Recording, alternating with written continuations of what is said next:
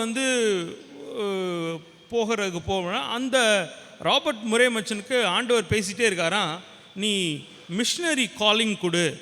எதை பற்றி போய் நீ பேசணும்?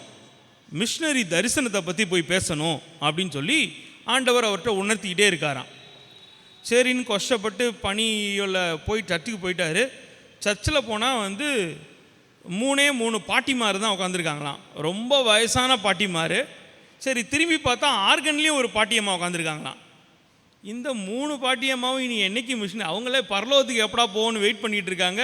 இனி நான் அவங்களுக்கு மிஷினரி சவால் செய்தியை கொடுத்து நான் வந்து அவங்கெல்லாம் மிஷினரியாக போக போகிறாங்களா அப்படின்னு நினச்சாராம். அப்புறம் ஆண்டவர் திரும்ப ஒரு மனசில் சொல்லிகிட்டே இருந்தாராம், இல்லை நீ வந்து இதை தான் பேசணும் அப்படின்னு சொல்லிட்டு. அப்புறம் இவரும் போய் வந்து அந்த 3 பாட்டிமாக்கும் மிஷினரி சவால் நிறைந்த ஒரு செய்தியை கொடுத்துட்டு அவர் போயிட்டாராம். அதுக்கப்புறம் ரொம்ப நாள் கழித்து தான் தெரிஞ்சு இவருடைய மிஷினரி சவால் மூலியமாக ஆப்பிரிக்கா கண்டத்துக்கு மிஷினரியாக சென்ற முதல் மிஷினரி யாருன்னா டேவிட் லிவிங்ஸ்டன். இந்த டேவிட் லிவிங்ஸ்டன் இந்த சர்ச்சில் எங்கே உட்காந்துருந்தார் அப்படின்னா, அந்த காலத்தில் வந்து இந்த பெடல் வாசிப்பாங்க. பெடல் போட்டு தான் வந்து ஆர்கன் போடணும். அதுக்கப்புறம் இல்லைன்னா வந்து அந்த காற்றடிக்கிற மிஷின் வந்து போட்டு அடிப்பாங்க. அதில் வந்து அந்த சவுண்டு வந்து வெளியாகும். அந்த சின்ன பையன் வந்து உள்ளே உட்காந்துருந்தது யாருன்னா டேவிட் லிவிங்ஸ்டன். இவன் அந்த மிஷினரி, அந்த டேவிட் லிவிங்ஸ்டன், வெறும் 5 வயசு இருந்த டேவிட் லிவிங்ஸ்டன் இந்த மிஷினரி செய்தியை கேட்டுக்கொண்டிருந்தான். அந்த நாளிலே அவன் அர்ப்பணித்தான். இவர் ராபர்ட் முரே மச்சன் பார்க்கவே இல்லை அந்த டேவிட் லிவிங்ஸ்டனை. ஸோ எதுக்கு சொல்ல வரேன்னா, இன்றைக்கி நமக்கு தெரியாது இவங்க வந்து உட்காந்துருக்காங்க, ஏதோ ஜூனியர் கொயரு வர்றாங்க, உட்காந்துருக்காங்க, போகிறாங்கன்னு. ஆண்டவர் விதைச்சிட்ருக்காரு. அதனுடைய கனி அநேக நாட்களுக்கு பின்னாக நமக்கு தெரியும். ஆண்டவர் ஒவ்வொரு காலத்திலும், ஒவ்வொரு நேரத்திலும், ஒவ்வொரு பொழுதிலும் நாம் செய்கின்ற ஒவ்வொரு காரியங்களையும் நேர்த்தியாய் சரியாய் நடத்துவார். ஏற்கனவே 4 பாடங்கள் படிச்சிட்டோம். இன்றைக்கி 5வது பாடம், த டாக்ட்ரின் ஆஃப் சின். நிறையா, அதுவும் குறிப்பாக இந்து மதத்திலே பாவம் என்ற வார்த்தையே கிடையாது. அதனால தான் வந்து பார்த்திங்கன்னா அவங்க வந்து கோயிலுக்கு போயிட்டு அடுத்த நிமிஷம் வந்தோடனே கெட்ட வார்த்தை பேசுவாங்க, இல்லை தவறான காரியங்களை ஈடுபடுவாங்க. ஏன்னா அதுக்கு வந்து எல்லாமே மாயை, எல்லாமே மாயா, ரியாலிட்டி, எவ்ரிதிங் இஸ் மாயா. அதனால் அவங்களுக்கு பாவம் அப்படின்ற வார்த்தையே அவங்களுடைய சொற்றொடரில் எதுவுமே இல்லை. நீங்கள் இஸ்லாமியத்துக்கு போனீங்க அப்படின்னாலும் சரி, இந்த 5 விஷயத்தை நீங்கள் பண்ணணும். தொழுகணும், மெக்காவுக்கு போகணும், தான தர்மம் பண்ணணும், இதை தான் சொல்லுவாங்களே ஒழிய பாவம் அப்படின்ற வார்த்தையை பயன்படுத்தவே மாட்டாங்க. பாவம் என்ற வார்த்தையை நாளொரு மேனியும் பொழுதுரு வண்ணமாக பயன்படுத்துகின்ற ஒரே ஒரு ஒரு ஒரு ஒரு கிறிஸ்தவ மதம் மட்டும்தான். அதுக்கு காரணம் என்ன அப்படின்னா, பரிசுத்தத்தை கொண்டு பாவத்தை பார்க்க மாட்டாத சுத்த கண்ணர். அவரால் வந்து இதை வந்து என்ன செஞ்சுக்கிறவே முடியாது. எதை வேணாலும் ஏற்றுக்கிடுவார், இதை அவரால் ஏற்றுக்கிற முடியாது. அவ்வளோ தூரத்துக்கு ரொம்ப நேசித்து படைத்த அந்த ஆதாம் ஏவாள் பாவம் செய்த நொடி பொழுதிலே அவர்களை விரட்டி விட்டார். இரக்கம் இல்லையா? அப்போ அவருக்கு அன்பு இல்லையா? அவருக்கு வந்து ஆண்டவர் வந்து எதுவுமே இல்லையா? இல்லை, அவர் வந்து மகா பரிசுத்தம் உள்ள தேவன். இமீடியட் செப்பரேஷன், உடனடியாக அவர்கள் பிரிக்கப்பட்டார்கள். அதனால் ஆண்டவர் அப்படிப்பட்டதாக நாம் வந்து, நீங்கள் பார்த்துருப்பீங்க, எல்லோரும் வந்து ஷூட்டிங் பார்த்துருப்பீங்க. அட்லீஸ்ட் வந்து இந்த ஒலிம்பிக்ஸ்லாம் நடக்கிறப்ப நீங்கள் பார்த்துருப்பீங்க, ரவுண்டாக வச்சுருப்பாங்க. அதில் நடு ரவுண்டில் வந்து யார் அடிக்கிறாங்களோ, அதில் யார் நிறையா புல்லட்ஸை வந்து அடிக்கிறாங்களோ அவங்களுக்கு தான் பரிசு கிடைக்கும். அந்த பர்ஃபெக்ஷன், அதுக்கு பயன்படுத்துகிற வார்த்தை தான் இந்த sin. You miss the mark. ஆங்கிலத்திலே இந்த அர்த்தம் எதை கொண்டதென்றால், you miss the mark. God has a standard for you. ஆண்டவர் நமக்கு ஒரு ஸ்டாண்டர்டை வச்சுருக்காரு. அந்த ஸ்டாண்டர்டை நம்ம மிஸ் பண்ணிட்டோம், அந்த ஸ்டாண்டர்ட்லேருந்து நம்ம விழுந்துட்டோம். அதுக்கு பேர் தான் பாவம். அந்த வார்த்தை அதிலிருந்து எடுக்கப்பட்டது. சின் என்ற வார்த்தை அதிலிருந்து எடுக்கப்பட்டது. அதில் இன்னொரு ரொம்ப முக்கியமான அது கிரேக்க பதம் வந்து ஹமார்ஷியா. ஹமார்ஷியா என்றால் என்ன? You miss the mark. எந்த ஒரு உள்நோக்கமும் எந்த ஒரு செயலும் அந்த கரெக்டாக ஆண்டவர் எதிர்பார்க்கிறதுக்கு இல்லை என்றால் அதுதான் பாவம்.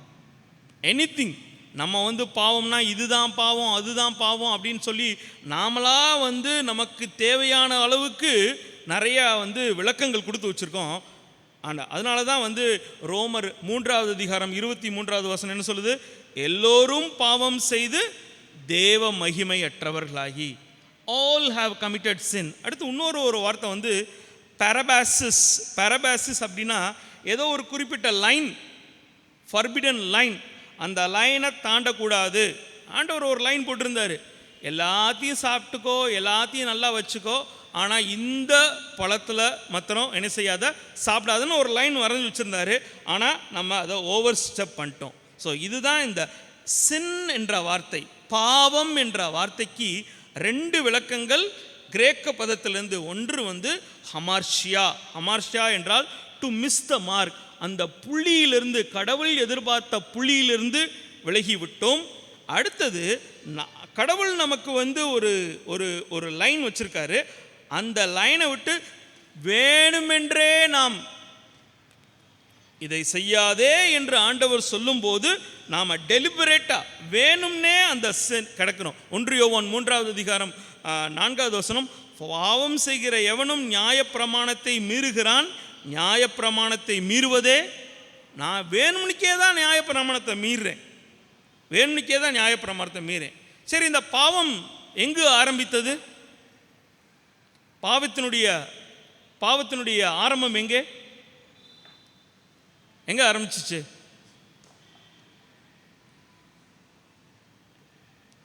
அது சாத்தான்ட்ட ஆரம்பிச்சிச்சு.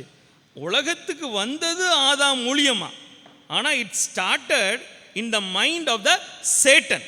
அங்கே தான் ஆரம்பம். அவன் வந்து அவ்வளவு அந்த ரொம்ப விளக்கம் வந்து ரொம்ப ஒரு பயங்கரமான ஒரு விளக்கம் கொடுக்குறாங்க. ஏசாயா 14வது அதிகாரம் எடுப்போம். ஏசாயா 14வது அதிகாரம் இந்த 11வது வசனத்துலேருந்து யாராவது கொஞ்சம் சத்தமாக வாசிங்க. ஏசாயா 14:11.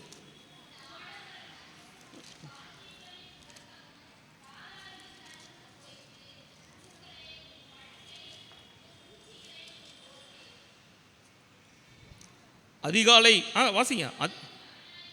அதிகாலையின் மகனாகிய விடிவெள்ளியே, நீ வானத்திலிருந்து விழுந்தாயோ, ஜாதிகளை ஈனப்படுத்தினவனே, நீ தரையிலே விழ வெட்டப்பட்டாயோ, மகா பாதாள. அவ்வளவு விடிவெள்ளியாய் ஆண்டவர் வந்து இஸ் அ கிரியேட்டட் பீயிங், ஆண்டவரால் படைக்கப்பட்டவன். ஆனால் ஆண்டவரை போல் ஆக வேண்டும் என்று சொல்லி அங்கே ரிபல்லியன் பண்ணுறான். பாவத்தினுடைய ஆரம்பமே அங்கே தான் ஆரம்பிக்குது. பாவத்தினுடைய ஆரம்பம் எல்லா விதமான இந்த லூசிஃபர் தான் வந்து அவன் ஒரு பெரிய ஒரு ரிவோல்ட், கடவுளுக்கு எதிராக ஒரு பெரிய வந்து ஒரு எதிர்ப்பு பண்ணணும் அப்படின்னு ஆரம்பித்தான். அங்கேருந்து வீழ்த்தப்பட்டான். பாவம் ஆரம்பித்த இடம் தோட்டத்தில் ஆரம்பிக்கல, ஏதேன் தோட்டத்தில் ஆரம்பிக்கல. சாத்தானுடைய லூசிஃபருடைய சிந்தனையிலே தேவனை எதிர்க்க வேண்டும், தேவனுக்கு எதிராக செய்ய வேண்டும் என்பது. அதற்காக ஒரு கூட்டத்தை கூட்டி, இதில் நிறைய ரெஃபரன்சஸ் இருக்குது, வாசிக்க நமக்கு டைம் கிடையாது. ஆனால் அவன் அவ்வளோ தூரத்துக்கு. ஏன்னா எனக்கு ஒரு கேள்வி, மனுஷனும் படைக்கப்பட்டவன் தான், மனிதனும் படைக்கப்பட்டவன் தான், சாத்தானும் படைக்கப்பட்டவன் தான். ஏன் சாத்தானை ஆண்டவர் மன்னிக்கவில்லை, மனிதனை மாத்திரம் மன்னிக்கிறதுக்கு உலகத்துக்கு வந்தார்? மன்னிச்சிருக்கலாம்ல, அவனையும் நல்லவனா திருத்தி இருந்திருக்கலாம்ல, இப்போ பிரச்சனையே வந்திருக்காதே. ஏன் ஆண்டவர் வந்து சாத்தானை மன்னிக்கவில்லை? சாத்தானை மன்னிப்பதற்கு எந்த விதமான ஒரு முன்னெடுப்பும் செய்யவில்லை. ஆனால் மனிதனை மன்னிப்பதற்காக வேண்டி இவ்வளோ தூரத்துக்கு உலகத்துக்கு வந்து பாட அனுபவித்து தன்னையே கொடுத்து. மன்னிப்புக்கு ரொம்ப முக்கியமானது நான் பாவி என்று உணர வேண்டும். ரிப்பண்டன்ஸ். ஆமாம், நான் பாவி, நான் பாவம் செய்தேன். ஆனால் இவனுக்கு தான் என்ன இருக்குது? ப்ரைடு, பெருமை. நான் என்ற அகந்தை, நான் பாவமே செய்யலை, நான் என்ன உங்களுக்கு ஈக்குவலாக இருக்கணும்னு சொல்லி சொன்னதோ. ஸோ ஒருத்தவர் நமக்கு மன்னிப்பு வழங்குறாருன்னா எதிராளியும் மன்னிப்பு ஏற்றுக்கொள்வதற்கு தயாராக இருக்க வேண்டும். இங்கே சாத்தான் தயாராகவில்லை. ரிப்பன்டன்ஸ், மனம் திரும்புதலுக்கு தயாராக இருக்கவில்லை. சாத்தான் மனம் திரும்புதலுக்கு தயாராக இருக்கவில்லை. அதனால் அவனுடைய முடிவு பயங்கரமானது, அவனுடைய முடிவு மோசமானது. அவன் அவ்வளவு விடிவெளி நட்சத்திரத்தை போல அவ்வளவு பிரகாசமாக இருந்தாலும் அவன் கீழே தள்ளப்பட்டான். இது பாவத்தினுடைய ஆரம்பம். நமக்கெல்லாம் தெரியும், பாவம் உலகத்திலே ஏற்பட்டது. எங்கே ஆரம்பிச்சிச்சு அப்படின்னு நமக்கு தெரியும். எடுத்து வாசிப்போம். ஆதியாகமம் 2:16-17. ஆதியாகமம் 2:16-17. தேவனாகிய கர்த்தர் மனுஷனை நோக்கி, நீ தோட்டத்தில் உள்ள சகல விருட்சத்தின் கனியையும் புசிக்கலாம், ஆனாலும் நன்மை தீமை அறியத்தக்க விருட்சத்தின் கனியை புசிக்க வேண்டாம், அதை நீ புசிக்கும் நாளிலே சாகா என்று கட்டளையிட்டார். அடுத்து பார்த்தீங்கன்னா 3:6 வாசிப்போம். அப்பொழுது ஸ்திரியானவள், அந்த விருட்சம் புசிப்புக்கு நல்லதும் பார்வைக்கு இன்பமும் புத்தியை தெரிவிக்கிறதற்கு இச்சிக்கப்படத்தக்க விருட்சபமாய் இருக்கிறது என்று கண்டு அதன் கனியை பறித்து புசித்து தன் புருஷனுக்கும் கொடுத்தால் அவனும் புசித்தான். அடுத்து ரோமர் 5:12. ரோமர் 5:12 இதான். ஆமாம், பார்த்தீங்களா, நெடுக்கவே கரெக்டாக வந்து அதில் இதனால் பாவத்தினாலே மரணமும் உண்டாயிட்டு. கடைசியில் 1 கொரிந்தியர் 5:15-22. 1 கொரிந்தியர் 15:22. ஆதாமுக்குள் எல்லாரும் மரிக்கிறது போல கிறிஸ்துவுக்கும் எல்லாரும் உயிர்ப்பிக்கப்படுவாள். அங்கே பாவம் ஆரம்பிச்சிச்சு, மனம் திரும்புதலுக்காக மனிதன் வர்றான். மனம் திரும்ப ஆண்டவர் அங்கே ஒரு விலைக்கிரயத்தை கொடுக்குறாரு. ஸோ கிறிஸ்துவுக்குள், ஆதாமுக்குள் எல்லோரும் மரிக்கிறது போல கிறிஸ்துவுக்குள் எல்லோரும் உயிர்ப்பிக்கப்படுகிறார்கள். ஸோ பாவம் இந்த உலகத்திற்கு ஆதாம் மூலமாக வருகிறது. ஆதலால் நாம் முழுவதும் அந்த நேச்சர், அந்த தன்மையை பெற்றுக்கொள்கிறோம். ஒருவேளை ரட்சிக்கப்பட்டாலும் சரி, அந்த பாவத்தினுடைய வல்லமை தான் நம்மை விட்டு போகதே ஒழிய பாவத்தினுடைய எல்லா விதமான தன்மைகளும் நம்மை சுற்றி இருந்து கொண்டே தான் இருக்கிறது. நம்மை சுற்றி ஒவ்வொரு நாளும் சுண்டி இழுத்து கொண்டே தான் இருக்குது. நம்ம பாவத்தை விளைவிக்கணும் அப்படின்றதுக்காக சாத்தான் முழு மூச்சாக முழுவதுமாக நம்மை தூண்டிக்கொண்டே தான் இருக்கிறான். அப்போ கடைசியில் தான் இந்த பாவம் முழுமையுமாய் வெற்றி பெறும். ஸோ முதலாவதாக பாவம் யாருடைய மனசில் தோன்றுது? சாத்தானுடைய மனது. இரண்டாவதாக ஆதாம் மூலியமாக இந்த உலகத்துக்கு இந்த பாவம், த நேச்சர் ஆஃப் சின். நிறைய நேரங்களில் இது இந்த பாவம்ன்ற வார்த்தையை நம்ம பேச விரும்பாதது, ஆனால் அநேக நேரங்களிலே அனுபவிக்கக்கூடிய ஒன்று. பாவத்தை பற்றி இஃப் அட் ஆல் யாராவது பற்றி நம்ம பேசக்கூடாதுன்னு நினைக்கிற ஒன்று என்னது? பாவம். ஏன்னா அது நம்மை சார்ந்தது. அது நம்மளை பற்றி தெரியும், நமக்கு நம்ம என்னென்னலாம் பண்ணிகிட்ருக்கோம் அப்படின்னு. இப்போ யாரோ ஒருத்தவங்க நமக்கு கேன்சர் இருக்குது, இல்லைன்னா எனக்கு ஏதாவது ஒரு வியாதி இருக்குதுன்னு சொல்கிறத விரும்புவோமா? அது மாதிரி தான் இந்த பாவம் அப்படின்றது. ஆனால் ஒவ்வொரு நேரமும் அதில் விழுந்துக்கிட்டே இருந்தான். இன்றைக்கி ஞாயிற்றுக்கிழமை கோயிலுக்கு வந்தோம், காலையில் ஜோம் பண்ணோம், காலையில் பாவரிக்கை ஜோம் பண்ணோம், இன்றைக்கி பாவமே செய்யலைன்னு நம்மளால் சொல்ல முடியுமா? Is there any moment in our life where we can say that I have not sinned? இன்றைக்கி நம்ம பாவம் பண்ணலை, எண்ணத்தாலும் என்னுடைய செயலாலும் என்னுடைய சொல்லாலும் நான் இன்று முழுவதும் ஞாயிற்றுக்கிழமை கோயிலுக்கு வந்தாலும் சரி நான் பாவமே பண்ணலன்னு சொல்ல முடியுமா? சொல்ல முடியாது. நம்மளால் நம்மளுடைய நிலைமை நாளொரு மேடியும் பொழுதொரு ஒன்றமாக இப்படி தான் போயிட்டே இருக்குது நிலைமை. ஸோ அந்த பாவம் ஏன் அப்படி இருக்குது அப்படின்னா, இது பாவம் என்பது ஒரு பொய். ரெஃபரன்ஸ் வாசிக்க நேரம் இல்லை, எழுதுகிறவங்க எழுதிக்கோங்க. யோவான் 8:44. அது ஒரு பொய், அது ஒரு நிஜம் கிடையாது. நமக்கு ஒவ்வொரு தடவையும் பாவம் செய்கிறப்ப ஓ நல்லா டேஸ்ட்டாக இருக்குப்பா, வாசிக்க வேண்டாம், யாரும் வாசிக்க வேண்டாம், அது ரொம்ப டேஸ்ட்டாக இருக்கும் போல. அது பொய். சில பேர் நம்மளை என்னடா பொய் சொல்லி ஏமாத்திட்ட, என்னை என்னடா கிறுக்கனாக்கிட்ட அப்படின்றோம்ல, அது மாதிரி இந்த பாவம் நம்மள்ட்ட காமிக்கிறப்ப பயங்கரமான படத்தை காமிக்கும். நம்ம அதை நம்பி செஞ்சுருவோம், கடைசியில் அது பொய்யா போயிடும். அப்படிப்பட்ட ஒரு தன்மை கொண்டது தான் இந்த பாவம். இரண்டாவதாக, sin is a delusion. Delusion அப்படின்னா ஒரு மாயை. தோற்றங்கள் எல்லாமே மாயை. அது ஒரு தோற்றத்தை கொடுக்கும். இதை செஞ்சிட்டோம்னா இதை பேசி ஒரு பொய்யோ, இல்லைனா அந்த நேரத்துக்கு தப்பிக்கிற மாதிரி ஏதோ ஒரு வார்த்தையோ, இல்லாவிட்டால் ஒரு செயலோ, இல்லாவிட்டால் ஏதோ ஒரு காரியத்தை செய்தால் அந்த நேரத்திலே சரியாகிவிடும் என்று நினைத்து, ஆனால் அது ஒரு மாயை. அது ஒரு மாயை, நம்மளை அப்படியே மயக்கிவிடும். சங்கீதம் 32 வசனத்தில் இருக்கு. மூன்றாவதாக, சின் இஸ் டார்க்னஸ். அது ஒரு பெரிய இருள். நாம் நினச்சிட்டு இருக்கோம் இதில் போய் இந்த காரியத்தை நம்ம பண்ணோம்னா நமக்கு முழு விடுதலை கிடைக்கும், முழு. இதில் என்னப்பா இருக்குது இந்த ஒரு பாவம்? ஏன்னா நிறைய நேரங்களில் பேக்லாஷ் அப்படின்னு சொல்லி இங்கிலீஷில் சொல்லுவாங்க. என்னென்னா, ஒரு செயல் செஞ்ச உடனே டக்குன்னு அடி வாங்குறது கிடையாது. ஆண்டவர் பொறுமையாக இருக்கிறாரு.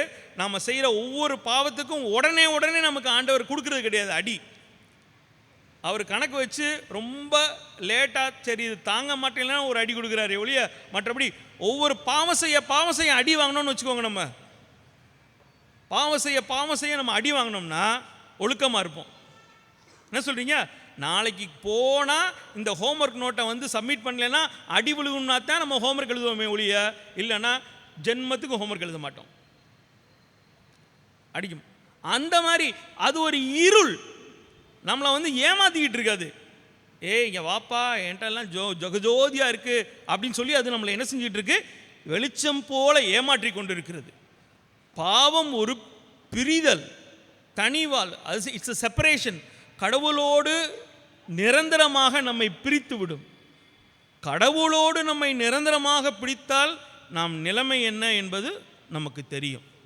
கடவுளோடு இருந்து நம்மளை நிரந்தரமாக பிரிக்கும்போது நாம் ஒன்றுமே பண்ண முடியாது. பாவம் ஒரு பர்வர்ஷன் அப்படின்னா விடாது பாவம் செய்கிறது. அதாவது துணிகரமாக பார்ப்போம் இதில் என்ன இருக்குது, அது நம்மளை அப்படியே செஞ்சு கொண்டு போயிடும். நமக்கு வேதத்தில் உங்களுக்கு நிறைய எக்ஸாம்பிள்ஸ் இருக்குது. இப்படி நிறைய பேரை நம்ம கோட் பண்ணிக்கிட்டு போயிட்டே இருக்கலாம். அப்படி நம்மளை பாவத்தின் மேல் பாவம் செய்ய வைத்து கொண்டே இருக்கும். பாவத்தின் மேல் பாவத்தை நாம் அடிமைத்தனம் படாதபடிக்கு அப்படியே நம்மளை ஜாலியாக இருக்குது, பரவாயில்லையே, ரைட், ஓகே, பரவாயில்ல. ஏன்னா நம்ம பாவமும் செய்கிறோம், கோயிலுக்கும் போகிறோம், ஜம்மும் பண்ணுறோம், ஒன்றும் நடக்கலையே, ஒன்றும் பிரச்சனை இல்லையே, அதான் போயிட்டே இருக்கே அப்படின்னு சொல்லி நம்மளை துணிகரமாய் பாவம் செய்ய வச்சு நம்மளை ஏமாற்றிட்டு போயிடும். பாவம் நம்மை அடிமைத்தனம் பண்ணும். அது ஒரு காலத்தில் பார்த்தீங்க அப்படின்னா நம்ம கடவுளுக்கு அடிமையாக பாவத்துக்கு அடிமையானா அது ஒரு அடிமைத்தனம், அது ஒரு சுவாதீனம் கிடையாது, அது ஒரு விடுதலை கிடையாது. ஏதோ ஒரு ஹேபிட்டுக்கு, ஏதோ ஒரு குறிப்பிட்ட தேவையற்ற ஒரு விஷயத்திற்கு நம்மை நாமே அடிமையாக்கும் தன்மைதான் இந்த பாவம் வெறுமை. யாரும் பாவம் செஞ்சேன் அந்த நொடி பொழுதுதான் சந்தோஷம், பாவம் செய்த நொடிதான் சந்தோஷமே ஒழிய, பாவம் செய்து நொடி சந்தோஷம் மறைந்த பிறகு முழுமையுமே வெறுமை, முழுமையுமே பயம், முழுமையுமே தனிமை. என்ன நடக்குமோ ஏது நடக்குமோ, பாவம் செய்கிற வரைக்கும் அதை நான் யோசிக்கவே மாட்டோம். ஆனால் பாவம் செஞ்சு அந்த சந்தோஷத்தை நாம் ஏற்றுக்கொண்ட அடுத்த நிமிஷத்தில் இருந்து வெறுமையினுடைய உச்சத்துக்கு ஏண்டா செஞ்சோம். நிறைய நேரத்தில் நமக்கு தெரியும் இது இவ்வளோ சாப்பிட்டுட்டோம், ஃபுல்லாகிருச்சு, இதுக்கு மேலே சாப்பிட்டோம் அப்படின்னா நமக்கு உடம்புக்கு ஃபுல்லாக தாங்காதுன்னு தெரியும். பட் ஆனால் ஆசை விடாது நமக்கு. சரி, இதை ஒரு பீஸை மாத்திரம் சாப்பிடுவோம், இந்த பாயசத்தை மாத்திரம் குடிச்சிருவோம், இல்லைன்னா கடைசி அந்த ஒன்றை தின்னுபிட்டு நாள் ஃபுல்லாக அலைஞ்சிக்கிட்டே இருப்போம். செமிக்காது, வாந்தி வரும், இல்லை என்னமாவது பண்ணிக்கிட்டே இருக்கும். அது மாதிரி தான் இந்த பாவம். கடைசியில் அப்படியே அப்படியே நம்மளை போட்டு இழுக்கும். அல்யூரிங் அப்படின்ற வார்த்தை யூஸ் பண்ணுவாங்க இங்கிலீஷில். என்ன, அப்படியே கவர்ந்து இழுக்கும் நம்மளை விழ வைக்கிற வரைக்கும். ஒன்ஸ் விழுந்த அடுத்த நிமிஷமே ஃபுல் டோட்டல் வெறுமைத்தனது. அது நம்மை வீட்டையும் நம்மளுடைய குடும்பம். பாவம் செஞ்சு நான் வாழ்ந்தவேன்னு சொன்ன ஓராள சொல்லுங்க பார்ப்போம். பாவம் செய்து ஓஹோன்னு வாழ்ந்தவன் அப்படின்னு சொல்லி, ஓஹோன்னு ஒரு காலம் வரைக்கும் வாழலாம். Man power, money power, muscle power. எனக்கு இன்னைக்கு ஆள் பலம் இருக்குது, எனக்கு அதிகார பலம் இருக்குது, பணபலம் இருக்குது அப்படின்னு ஒரு குறிப்பிட்ட காலம் வரைக்கும் சொல்லலாம். நிரந்தரமாக இருக்காது, நிரந்தரமாக இருக்காது. அதனால் எந்த ஒரு பாவமும் நம்முடைய வாழ்க்கையை ஒன்றுமில்லாமல் ஆக்கிவிடும். அது நம்மளுடைய ஆத்மாவை கரப்ட் பண்ணிடும். அதுக்கு ரொம்ப யூஸ் பண்ண இந்த கேன்சரஸ் செல், இந்த கேன்சரஸ் செல் பார்த்தீங்க அப்படின்னா அப்படியே அரிச்சிரும்னுவாங்க. அது மாதிரி கொஞ்சம் கொஞ்சமாக நம்முடைய ஆத்மாவை அரித்து விடும். அதில் இன்னும் ரொம்ப முக்கியமான ஒரு நற்செய்தி என்னென்னா, பாவம் நித்தியம் அல்ல. பாவத்திற்கு ஒரு டேட் குறித்து வச்சுருக்காரு ஆண்டவர். பாவம் நித்தியமாக இருக்க போகிறது கிடையாது இந்த உலகத்தில். ஆண்டவர் பொறுமையாக இருக்கிறாரு. இந்த உலகம் எல்லோரும் ரட்சிக்கப்படணும், எல்லோரும் இயேசுவை ஏற்றுக்கொண்டு சொல்லி ஆண்டவர் மிக பொறுமையாக இருக்கிறதுனால நாட்கள் போய்கிட்டே இருக்குது. அதனால் நமக்கு ஒரு நற்செய்தி என்னென்னா, பாவம் நித்தியமானது கிடையாது. ஏனென்றால் படைக்கப்பட்ட சாத்தானும் நித்தியமானவன் அல்ல, அவனும் படைக்கப்பட்டவன். ஆண்டவர் என்னைக்கு ஃபுல் ஸ்டாப் வைக்கிறாரோ அதோட அவனுக்கு முடிஞ்சு. ஸோ பாவம் இப்படிப்பட்ட தன்மை கொண்டது. அது ஒரு பொய், அது ஒரு மாயை, அது ஒரு இருள், அது ஒரு பிரிதல், அது ஒரு விடாது பாவம் செய்யும் வக்கிர தன்மை கொண்டது. பாவம் ஒரு அடிமைத்தனம், பாவம் ஒரு வெறுமை, வீட்டையும் நம்முடைய வாழ்வையும் ஒன்றுமில்லாமல் ஆக்கும். நம்முடைய ஆன்மாவை கரப்ட் பண்ணிவிடும், ஆன்மாவை அழித்து விடும். இப்படிப்பட்ட தன்மை கொண்டது தான் பாவம். பாவம் அவ்வளவு மோசமானது. இந்த பாவத்தினால பின்விளைவுகள் என்ன? பாவத்தினால் பின்விளைவுகள், லூசிஃபருக்கு நடந்த பின்விளைவு, உடனே அவன் கீழே விழுந்தான். உடனே அவன் கீழே, அவன் தான் முதல் பாவம் செய்தவன் லூசிஃபர்.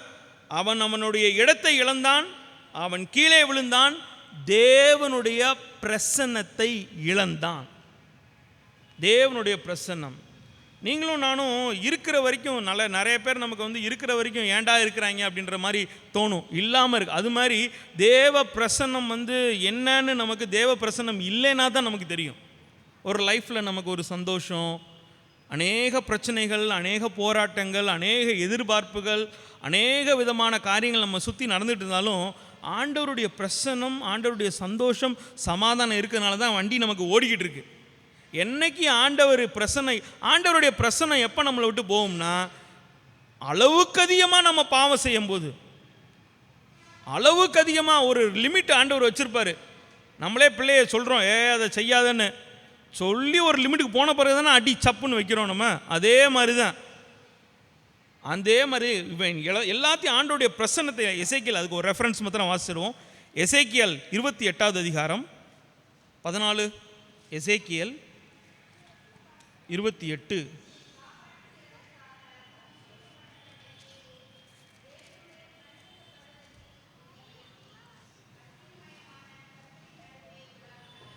அடுத்து, நீ சிருஷ்டிக்கப்பட்ட நாள் துவக்கி உன்னில் அநியாயம் கண்டு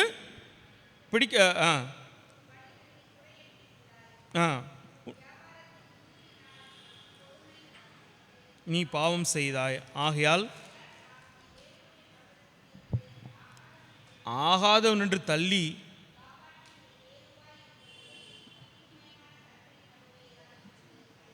அடுத்து ரெவலேஷன், வெளிப்படுத்தின விசேஷம் 12வது அதிகாரம், வெளிப்படுத்தின விசேஷம் 12வது அதிகாரம் 7வது வசனத்திலிருந்து வாசிங்க.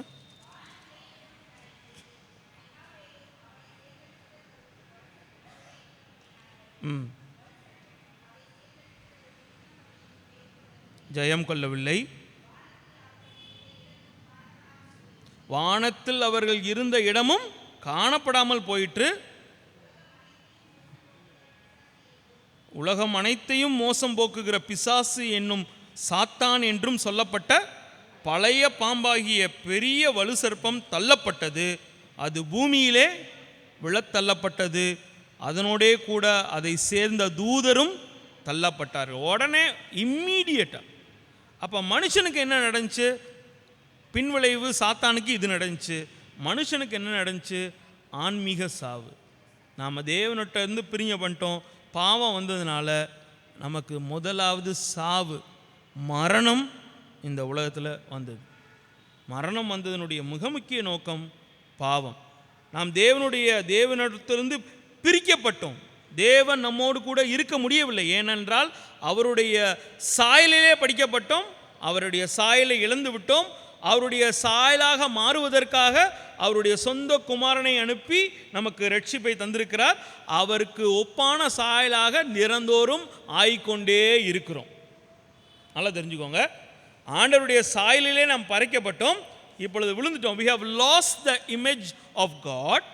அவருடைய குமாரன் மூலமாக திரும்பவும் அவருடைய சாயலை நமக்கு அவருடைய இரத்தத்தினாலே கொடுத்திருக்கிறார்.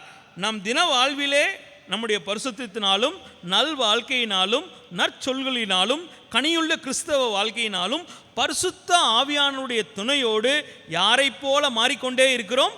கிறிஸ்துவை போல தினந்தோறும் மாறிக்கொண்டே இருக்கிறதற்கு நாம் அந்த நாள் வரும்போது அதனால் அது வரைக்கும் நாம் தேவன் நம்மள்ட்ட ஃபுல்லாக பிரிச்சிட்டார். அடுத்து ஏசாயா 59:2 வாசிப்போம். ஏசாயா 59:2.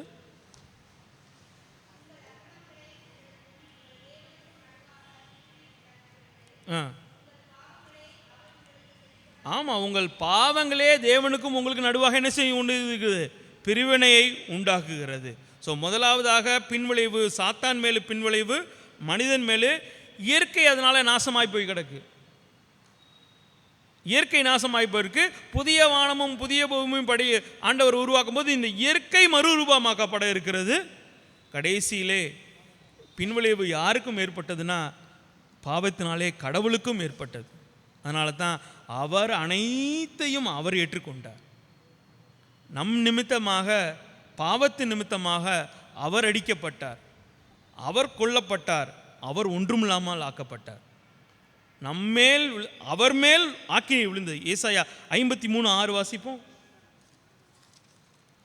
53:6. வழி தப்பி திரும்பு, கர்த்தரோ நம் எல்லாருடைய அக்கிரமத்தையும் அவர் மேல் விழ பண்ணினார். அவருக்கும் நீங்கள் நினச்சிக்கிறலாம் சாத்தான் மேலே மாத்திரம்தான் பின்விளைவு பாவத்தினால, இல்லை நமக்கு மேலே தான் பின்விளைங்க. அவர் மேலும் விழுந்தது. என்ன விழுந்தது? எல்லாரையும் திரும்பவுமாக அவர் சாயலுக்கு ஒப்பாகும் பொறுப்பு அவர் மேல் விழுந்தது. அதனால் அவருக்கும் பின்விளைவு. ஸோ பாவத்தினுடைய பின்விளைவுகள் மிக மோசமானது, ஆனால் அது பயங்கரமானது. இப்போ சாத்தான் அந்த பாவங்களில் பல்வேறு விதங்கள் இருக்குது. அதில் முதல் சின் ஆஃப் இக்னரன்ஸ், தெரியாமல் நம்ம பாடுறது. அதனால தான் ஆண்டவராகிய இயேசு கிறிஸ்து சொன்னார், இவங்க தாங்கள் செய்கிறது விஷயமே என்னன்னு தெரியாமல், மேபி அது ஒரு 10 years வரைக்கும் நமக்கு சில விஷயங்கள் நமக்கு தெரியாது.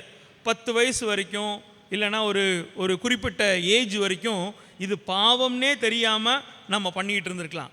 த சின் ஆஃப் இக்னரன்ஸ். அடுத்து பார்த்தீங்கன்னா சின் ஆஃப் இன்ஃபர்மிட்டி.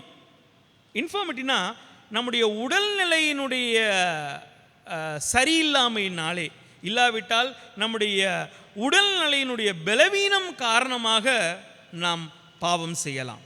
சில நேரத்துக்கு நீங்கள் ஃபார் எக்ஸாம்பிள், இது சரியான எக்ஸாம்பிள் கிடையாது சொல்கிறேன். சுகர் பேஷண்ட்டுக்கு தான் ஸ்வீட் ரொம்ப சாப்பிட்ணுன்னு ஆசையாக இருக்கும். யாருக்கு கொலஸ்ட்ரால் நிறையா இருக்கும் அவங்களுக்கு தான் வடை ரொம்ப சாப்பிட்ணுன்னு ஆசையாக இருக்கும். அந்த மாதிரி சில நேரங்களில் சில வீக்னஸ் நமக்கு இருக்கும். அந்த வீக்னஸ்க்கு அந்த ஃபிசிக்கல் வீக்னஸ்க்கு நாம் நம்மளை அப்படியே ஈல்டு பண்ணிடுவோம். அதை நம்மளே சொல்லிக்கிறோம், எனக்கு இப்படி தானே, நான் என்ன பண்ணுறது, எனக்கு இப்படி தானே இருக்குது அப்படின்ற மாதிரி. முதல்ல அறியாமை, இரண்டாவது நம்முடைய சரீர நமக்கு பலவீனங்கள். அப்படின்னா சில நேரத்தில் போம்பா கேர்லெஸ்ஸாக, இந்த பாவம் தானே இதனால் என்ன அப்படின்னு நீங்கள் சங்கீதம் 19:12 வாசிங்க. சங்கீதம் 19:12. சங்கீதம் 19:12. யார்? அதாவது குற்றம்னே அதை நினைக்கிறது கிடையாது. தன் பிள்ளைகளை உணர்கிறவன் யார்? மறைவான குற்றங்களுக்கு சரி இதெல்லாம் ஒரு குற்றமா அப்படின்னு. அதுக்கப்புறம் சங்கீதம் 39:1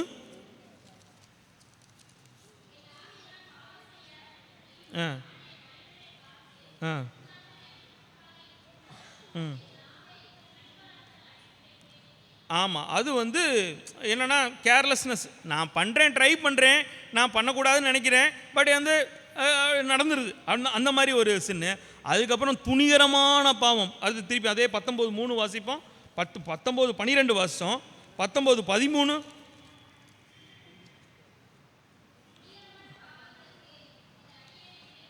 துணிகரமான பாவங்களுக்கு உமது அடியேனை விலக்கி காரும், அவைகள் என்னை ஆண்டுகளை ஒட்டாதிரும், அப்பொழுது நான் உத்தமனாகி.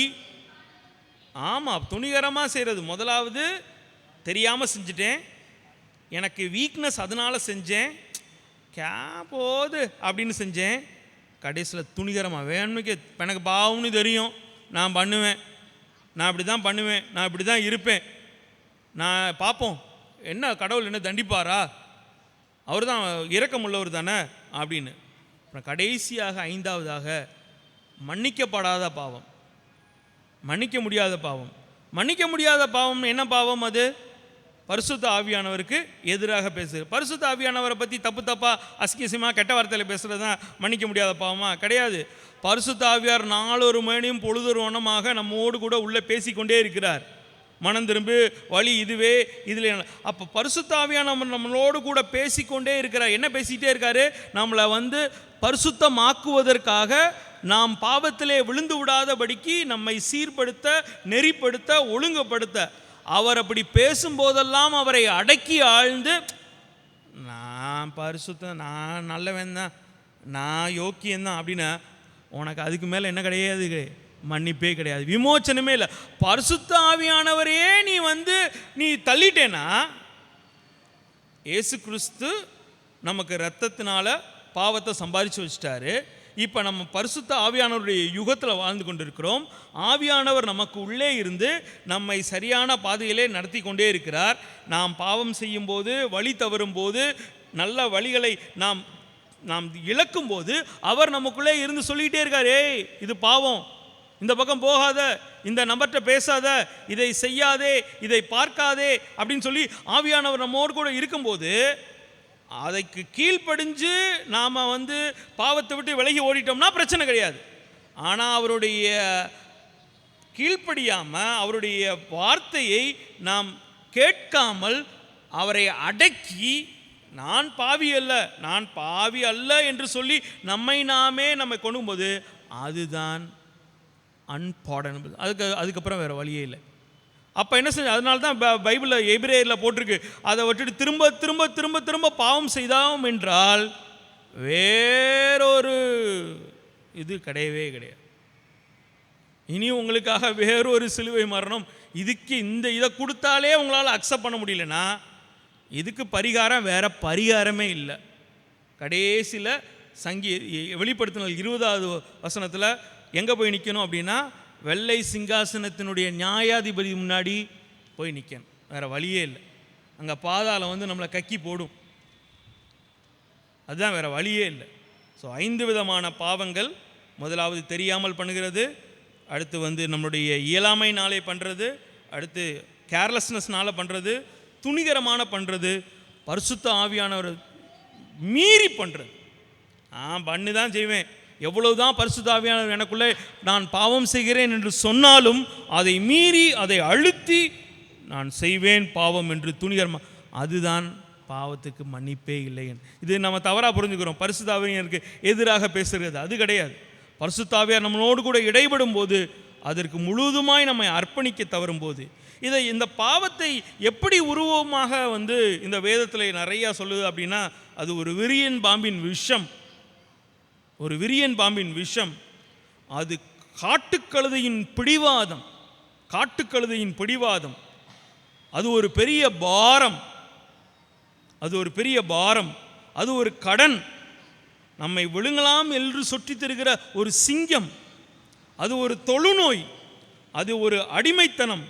அது ஒரு கேவலமான அழுக்கான கந்தை, அது ஒரு ஒரு மிக கொடூரமான ஒரு கரடி போல இருக்கிறது. அது ஒரு மிகுந்த கேவலமான அசிங்கத்திலே பிளரும் பன்னியை போன்றது என்று சொல்லி இவ்வளவு கேவலமாக அசிங்கமாக இந்த பாவத்தை இதை எழுதின ஆக்கியோன்கள் உருவகப்படுத்தி எழுதியிருக்கிறார்கள். இதிலிருந்து மீட்கும் பொருளாக, இதிலிருந்தே நம்மை கொண்டு வரும்படியாக தான் ஆண்டவராகிய இயேசு கிறிஸ்து நமக்காக மரித்தார், நமக்காக உயிர் கொடுத்தார். நாம் இந்த பாவத்தை நம்ம சம்போது நமக்கு எஃபெக்ட் என்ன ஆகுது? த லாஸ் ஆஃப் லைட், நமக்குள்ளே இருக்கும் அந்த வெளிச்சம் அணைந்து விடுகிறது, நமக்குள்ளே இருக்கும் சந்தோஷம் இல்லாமல் போய்விடுகிறது, நமக்குள்ளே இருக்கும் சமாதானம் அற்று போய்விடுகிறது. மற்றவர்களை நேசிக்க வேண்டும், எல்லோரும் நேசமாக இருக்க வேண்டும் என்ற அந்த நேசம், அன்பு போய்விடுகிறது. ஐக்கியப்பட வேண்டும் என்ற அந்த அன்பு இல்லாமல் போய்விடுகிறது. நமக்கு இருக்கும் அந்த கான்ஃபிடன்ஸ், அந்த ஒரு திட நம்பிக்கை இல்லாமல், இதுதான் நம்மளுடைய பாவம் செய்ய செய்ய செய்ய அந்த எஃபெக்ட், பாவத்தோடைய எஃபெக்ட் நம்மளுக்குள்ள இருக்க வெளிச்சம் போய் விடுகிறது, சந்தோஷம் போய் விடுகிறது, சமாதானம் போய் விடுகிறது, அன்பு போய் விடுகிறது, ஐக்கியம் போய் விடுகிறது, திட நம்பிக்கை போய் விடுகிறது. நிர்கதியாகத்தான் இருக்க வேண்டும், நிர்கதியாகத்தான் இருக்க வேண்டும். இதுக்கு என்னதான் வழி? இதுக்கு என்னதான் பரிகாரம்? இயேசு ஒருவரே பரிகாரம், இயேசு ஒருவரே இரட்சகர், இயேசு ஒருவரே ராஜா, இயேசு ஒருவரே கர்த்தர், இயேசு ஒருவரே நமக்கு முழுவதுமாக எல்லாவற்றையும் கொடுக்கிறவர். அவர் ஒருவரே நமக்கு ஏனால் அவர்தான் முழுமையுமாக பாவத்திற்கு முழுவதுமாக எல்லாவற்றையும் அவர் ஏற்றுக்கொண்டார். அவர் தான் இதுக்கு எல்லாத்துக்கும் பரிகாரத்துக்கும் முழுமையுமாக எல்லா பரிகாரத்தையும், ஏற்கனவே நம்ம சகதியில் இருக்கோம், நம்ம முழுசாக அழுக்கா இருக்கோம். நம்மளை ஒரு ஆள் தூக்கணும் அப்படின்னா சகதி இல்லாதவர் நம்ம கூடயே இருக்கால் நம்மளை தூக்க முடியாது. ஏன்னா எல்லா பேரும் சகதியில் இருக்கோம், எல்லோரும் பாவம் செய்து தேவ மடியும் நாட்டுறாங்க. அப்போ அவர் ஒருத்தர் தான் நம்மளை தூக்கணும். அவரே முழுமையுமாக வந்தார். அவர்தான் நம்மை விடுவிக்கிறவர், அவர்தான் நம்மை மறு உருவாக்கம் செய்கின்றவர், அவர்தான் உண்மை, அவர்தான் நீதி. அவருடைய நீதியையே நம் எல்லாருக்கும் தந்தார். அவருடைய நீதியை நம்மீது வைத்து நம்மை நீதிமானாக்கினார். பரிசுத்த ஆவியானவரை கொண்டு நம்மை முத்தரித்தார். பரிசுத்த ஆவியானவரை கொண்டு நம்மை முழு மனிதனாக, இவ்வளவு கேவலமான அசிங்கமான இந்த பாவத்திலே இருக்கின்ற நம்மை எடுத்து பிரபுக்களோடும் ராஜாக்களோடும் நம்மளை அமரை செய்திருக்கிறார். அவரை போல ஒவ்வொரு நாளும் அவ்வளவு இந்த பாவத்தெல்லாம் இவ்வளோ மோசமாக சொன்னதுக்கு காரணம் என்னென்னா, அப்படிப்பட்ட நிலைமையில் நம்ம இருக்கிறத இந்த இயேசு கிறிஸ்து நம்மை தூக்கி அவருக்கு அவரை போல அடுத்த லெவலில் கூட அவரை வைக்கல. பாருங்க, ஆண்டவர் நம்ம மேலே வச்சிருக்க அன்பை பாருங்களேன். அடுத்த லெவலில் கூட ஏஞ்சல்ஸை மாதிரி ஆண்டவர் நம்மளை ஆக்கணும்னு விரும்பல. அவரை போல, இயேசுவை போல, அவருடைய சாயலுக்கு ஒப்பான சாயலாக நாம் மாற வேண்டும் என்பதற்காக தன்னையே கொடுத்தார். அதுதான் இந்த பயங்கரமான ஒரு அன்பு. ஏன் இயேசு இயேசுன்னு போட்டு நம்ம அடிச்சுக்கிறோம்னா, அவர் அவரை போல் நம்மை நேசித்தார், அவரை போல நம்மை மாற்றியிருக்கிறார், அவரை போல நம்மை ஒவ்வொரு நாளும் மறு உருவாக்கம் செய்து கொண்டே இருக்கிறார். அப்போ இந்த சாத்தானுக்கு மூணு ப்ரிவென்டிவ் மெஷர் என்னன்னா, இந்த வேதம், நான் உமக்கு விரோதமாய் பாவம் செய்யாதபடிக்கு உடைய வாக்கை என் இருதயத்திலே வைத்து வைத்தேன். இந்த வேத வசனம் நம்முடைய வாக்கு உள்ளே இருக்கும்போது பாவத்தை நம்மளால் மேற்கொள்ள முடியும். அப்போ விடாது நம்ம வேதம் வாசிச்சுக்கிட்டே இருக்கணுமா? இல்லை, ஒவ்வொரு நாளும் அட்லீஸ்ட் அரை மணி நேரமாவது வேதம் வாசிக்கணும். கேலண்டர் வாசிப்பாக இருந்தால் உங்கள் வாழ்க்கையும் கேலண்டர் வாழ்க்கையாக தான் இருக்கும். கேலண்டரில் வசனத்தை பார்த்துட்டு, இல்லைனா யாரோ எழுதின ஒரு தினதாயனத்தை அப்படியே வாசிச்சுட்டு, இதில் இது யோவான் 3 வாசிச்சுட்டு ஆண்டவரே ரட்சியும் எந்த விதமான அப்படிலாம் இல்லை. நீங்கள் தினந்தோறும் கிரமமாய் ஒரு அரை மணி நேரமாவது வேதத்தை முழுமையாக நீங்கள் தியானிக்கும்போது அது உள்வாங்கி பாவம் உங்களை மேற்கொள்ள வரும்போது உங்களுக்கு உதவி செய்து மேற்கொள்ள செய்யும். அடுத்து நமக்காக பிதாவின் இடத்திலே பரிந்து பேசி கொண்டிருக்கிறார். அவரும் பரிந்து பேசி கொண்டிருக்கிறார். பரிசுத்த ஆவியானவரும் நமக்காக வாக்கு கணக்காத பெருமூச்சுகளோடு வேண்டிக் கொண்டிருக்கிறார். அப்போ நம்மளும் ஜெபிக்க வேண்டியது நம்மளுடைய கடமை. வேதத்தை கிரமமாய் வாசிக்கிறவன், ஜெபிக்கிறவன் நிச்சயமாய் பாவியாக இருக்கவே முடியாது. ஜெபிக்க பைபிளை நீ தூக்கிட்டேன்னா பாவத்தை நீ தூக்கி எறிஞ்சிருவ. பாவத்தை வைத்து கொண்டிருக்கிறவன் பைபிளை தூக்கி எறிஞ்சிருவான். இதுதான் வித்தியாசம், அவ்வளோதான். உன்கிட்ட பாவம் இருந்துச்சுன்னா நீ பைபிளை தூக்கி எறிஞ்சிருவ. உன்கிட்ட பைபிள் இருந்துச்சுன்னா பாவத்தை தூக்கி எறிஞ்சிருவ. கடைசியாக the ministry of the holy spirit, பரிசுத்த ஆவியானவர் நமக்குள்ளே இருந்து நம்ம எல்லா நேரங்களிலும் நம்மை சரியான பாதையிலே தப்பிச்செல்ல வழி செய்கிறவர் பரிசுத்த ஆவியானவர். வரும், ஐயோ இந்த நேரத்தில் வேற உள்ள செஞ்சுருவோமோ, பாவத்தை செஞ்சுருவோமோ. எங்கள் காலேஜில் ஒரு 2 வருஷத்துக்கு முன்னாடி ஒரு பிரின்சிபல் இருந்தார். அவர் பொய் சொல்கிறது பிடிக்கவே பிடிக்காது அவருக்கு. அதனால் ஏதாவது ஒரு பொய் சொல்கிற தருணம் வந்துச்சுன்னா ரூம் விட்டு எந்திரிச்சு போயிடுவார் அவர். பாருங்கள், ஒரு நம்ம என்னென்னமோ பேசிகிட்டு இருக்கோம், பொய் சொல்லணுன்ற மாதிரியோ இல்லைனா அந்த தவறு செய்கிற மாதிரின்ற ஒரு வேளை எஸ்கேபிசம்னு கூட சொல்லலாம். பட் இருந்தாலும் அவருக்கு இருக்கிற ஒரு நேர்மையை பாருங்கள், டக்குன்னு ரூம் விட்டு எந்திரிச்சு போயிடுவார். அப்போனா என்னென்னா, இதுக்கு நான் ஆன்சர் சொல்ல விரும்பலை, நீ எதிர்பார்க்கிற தவறான ஆன்சரை நான் சொல்ல மாட்டேன் அப்படின்ற மாதிரி. அதே மாதிரி தான் பரிசுத்த ஆவியானவர். உங்களுக்கு பாவம் செய்கிற சூழ்நிலையிலே முழுவதுமாக நீங்கள் இறுக்கி பிடிக்க போது தப்பிச்செல்ல வழி செய்கிறவர் பரிசுத்த ஆவியானவர். ஐயோ முடியவே முடியாது, இந்த நேரத்தில் நான் வேற வழியே இல்லை, பாவம் செஞ்சு தான் ஆக போகிறேன், கடவுளே என்னை காப்பாத்துனா, அந்த நேரத்தில் ஆண்டவர் உங்களுக்கு he will make a way where there seems to be no way. கடவுள் உங்களுக்கு ஒரு பாதையை ஏற்படுத்துவார், தப்பிச்செல்ல உங்களுக்கு வழி செய்வார். தி அல்டிமேட் விக்டரி, கடைசியாக இந்த பாவத்தை கடைசியிலே மேற்கொள்ள இருக்கிறது ஆண்டவராகிய இயேசு கிறிஸ்து. சகலமும் அந்த கடைசியில் the power of sin will be broken. அந்த பாவத்தினுடைய வல்லமை சுக்குநூறாக்கப்படும். பாவத்தினுடைய பிரசன்னமே இருக்காது. ஏன்னா அங்கே முழுசும் யார் தான் இருக்க போகிறா? ஆண்டவர் தான் இருக்க போகிறார். ஆண்டவரோடு கூட தான் நம்ம இருக்க போகிறோம். நம்ம தயவுசெய்து வீட்டில் போய் இந்த வெளிப்படுத்தின விசேஷம் 20வது அதிகாரம் 10 to 15 வீட்டில் போய் வாசிங்க. The final victory over the sin. அந்த நேரத்தில் அங்கே சின் கிடையவே கிடையாது, அவர் தான். ஏன்னா அந்த நேரத்தில் வந்து பார்த்தீங்க அப்படின்னா அந்த நரகத்தில் ஒரு பயங்கரமான விஷயங்கள் நடக்க இருக்கிறது. அந்த ரெவலேஷன் வெளிப்படுத்தின விஷயம் 20வது அதிகாரத்தில் அதுதான் நமக்கு ஜட்ஜ். ஆண்டவர் நமக்கு நீதியாய் நமக்கு நியாயம் செய்ய இருக்கிறார். அவர் தான் நமக்கு எல்லாவற்றையும் செய்ய இருக்கிறார். சிலுவையின் மூலமாக அவர் நமக்கு இன்றும் ரட்சிப்பு தருகிறார். ஏதோ கோயிலுக்கு வந்தோம், சத்தியத்தை கேட்டோம், போனோம் அப்படின்னு இருந்தோம்னா இன்னும் நம்மை நாமே ஏமாற்றி கொண்டிருக்கிறோம். நமக்கு பாவம் இல்லை என்போமானால் நம்மை நாமே வஞ்சிக்கிறவர்களாக இருப்போம். சத்தியம் நமக்குள் இராது. அன்னைக்கு ஒரு வெள்ளை சிங்காசனத்தில் வந்து போய் ஆண்டவர் வந்து நியாயம் சொல்லுவார். அன்னைக்கு வந்து கோர்ட்டில் போய் வாதாடுறதுக்கு வக்கீல் கொண்டு போக முடியாது. அன்னைக்கு உங்களுக்கு ஸ்டே கிடைக்காது, அன்னைக்கு உங்களுக்கு பெயில் கிடைக்காது, அன்னைக்கு உங்களுக்கு நியாய தீர்ப்பு மாத்திரம்தான் கிடைக்கும். ஆமாம், அன்னைக்கு உங்களுக்கு ஜூரி இருக்காது. 4 பேர் கொண்ட ஜட்ஜஸ் உட்காந்துருக்க மாட்டாங்க. ஒரே ஒரு நீதியுள்ள நியாய உட்காந்துருப்பார். அவர் நீதி, அவர் உண்மை, அவர் அன்னைக்கு நியாய தீர்ப்பு நமக்கு சொல்லுவார். வெள்ளை சிங்காசனத்திலே அந்த நாளிலே யாரும் அவரை போய் அக்யூஸ் பண்ண முடியாது. ஏன்னா அவரே நீதி. அவர் நீதி உள்ளவர் கிடையாது, அவரே நீதி, அவரே உண்மை. அந்த ஒரு உண்மையை நாம் தெரிந்து கொள்ள வேண்டும்.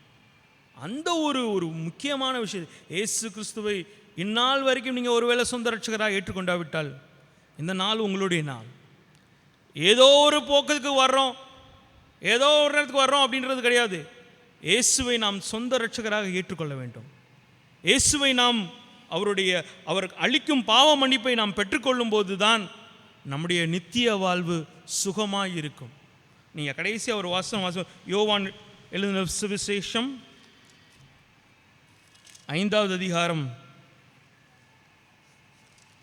யோவான் 5:24 நான் வாசிக்கிறேன். என் வசனத்தை கேட்டு என்னை அனுப்பினவரை விசுவாசிக்கிறவனுக்கு நித்திய ஜீவன் உண்டு. அவன் ஆக்கினை தீர்ப்புக்குட்படாமல் மரணத்தை விட்டு நீங்கி, கடைசி மரணத்தை விட்டு நீங்கி ஜீவனுக்குட்பட்டிருக்கிறான் என்று மெய்யாகவே மெய்யாகவே உங்களுக்கு சொல்லுகிறேன். அந்த கடைசி ஆக்கினை தீர்ப்பு நீங்கள் வேற ஒன்றுனா, ஆண்டவருடைய வார்த்தையை ஏற்றுக்கொண்டு, ஆண்டவரே நான் பாவி, என்னை மன்னியும் ஆண்டவரே, எனக்கு எல்லாம் தெரியும், நான் பாவிலாம் இல்லைன்னு சொல்லி இன்னும் நம்மை மாறுதட்டி கொண்டு சுய நீதியிலே சுய பெருமையிலே வாழ்ந்து கொண்டே இருந்தோம் என்றால் கிறிஸ்துவின் மாபெரும் இரக்கத்தை நாம் இழந்து விடுவோம். அன்னைக்கு அவர் கொடுக்கின்ற நரகமும் நித்திய அழிவும் தான் நமக்கு மிஞ்சும். தலையில் தாழ்த்தி ஜெபம் பண்ணுவோமா?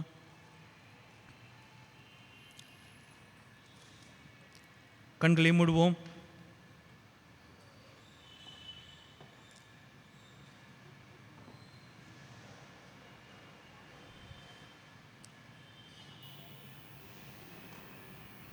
ஆண்டவர் நம்மளோடு கூட பேசியிருக்கிறார்.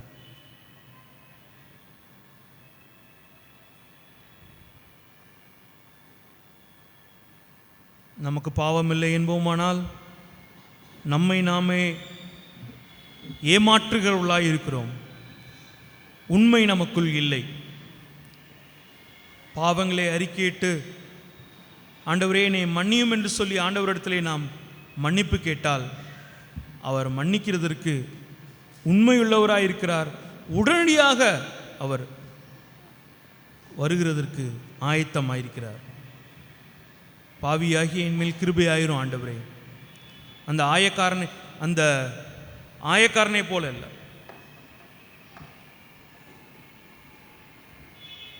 எனக்கு நான் இதை பண்ணுறேன் அதை பண்ணுறேன் அப்படி இருக்கிறேன் இப்படி இல்லை, தன் மனதை கூட தன் கண்களை கூட ஏறெடுத்து பார்க்காமல் தன் மார்பிலே அடித்துக்கொண்டு பாவியாகி என் மேல் கிருபையாயிரும் ஆண்டவரே, என்னை மன்னியும் ஆண்டவரே, என் மீது இரக்கம் பாராட்டும் ஆண்டவரே. எங்கள் மகாபெரிய தேவனே, இந்த இரவு வேளைக்காக நன்றியுணங்களும் ஸ்தோத்திரிக்கிறோம். எங்களை தாழ்த்துகிறோம். எங்களை மன்னியும், ஒரு விசை எங்களை ஏற்றுக்கொள்ளும் ஆண்டவரே. புது ஜீவனும் புது வாழ்வும் எங்களுக்கு தாரும். இயேசு கிறிஸ்துவின் மூலமே ஜெபிக்கிறோம் எங்கள் நல்ல பிதாவே. ஆமென்.